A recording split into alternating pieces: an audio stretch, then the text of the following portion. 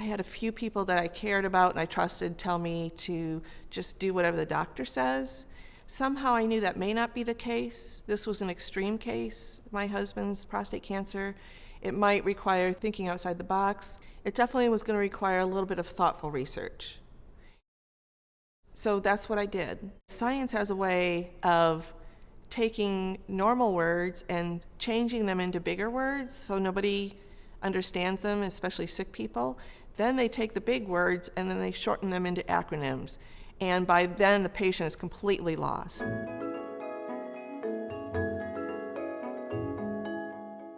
Our son was 9, and I was in my 40s, so I was a young wife to be dealing with this.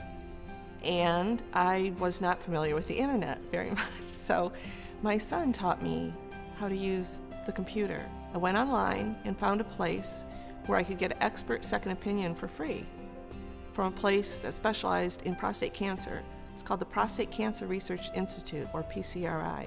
For the first maybe year, I continued to correspond with PCRI.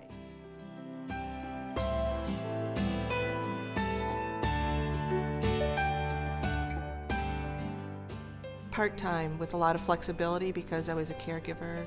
Dominic was sick. He would have periods of doing really well, then periods of not doing well, and it was constant back and forth.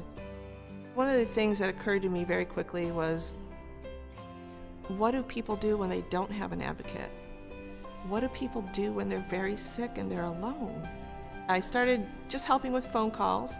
Pretty early on I started writing and clarifying some key issues as best as I could for people who were wrestling with prostate cancer. I began doing projects. I did a fundraiser on Sanibel in 2002. The goal was simply just to help people who were overwhelmed by both cancer and often a medical system that wasn't working well for them.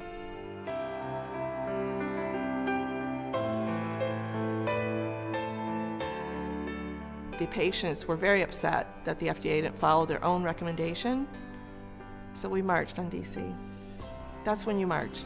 When everything else, all the solutions that you try don't work, when the communications fall apart, when a promise is made and not followed through on, that's when you rise up.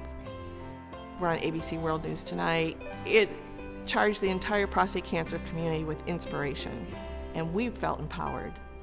So 3 years later, Provenge was FDA approved, and it's been available since 2010.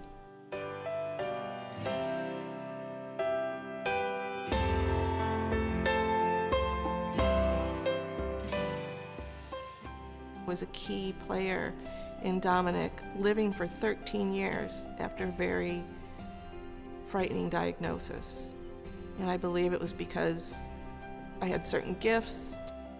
It seems that I have this ability to be objective in an emotional situation.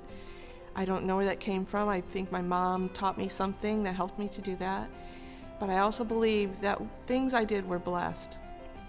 I believe that for some reason, I was stepping into a calling to help other people.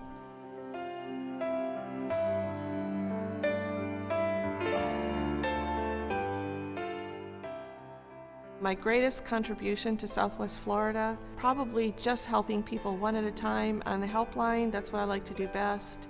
I lead the helpline, so things that I try to portray or teach, I think in terms of lessons all the time, are simple things like listen longer, meet people where they're at, take the next step. My stepdad became somebody who listened to me.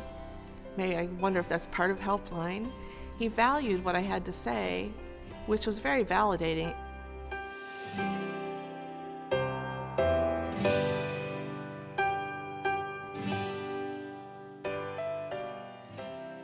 Instead of focusing on the answers, I would begin to focus on finding the right question. The right question gets you the right answer. A better question gets you a better answer. It's kind of one of the principles of patient empowerment. The best and the most powerful advocacy is fighting for someone, not against someone. And that's mostly a perspective, but once you get it, it becomes inspiring and it becomes powerful on its own.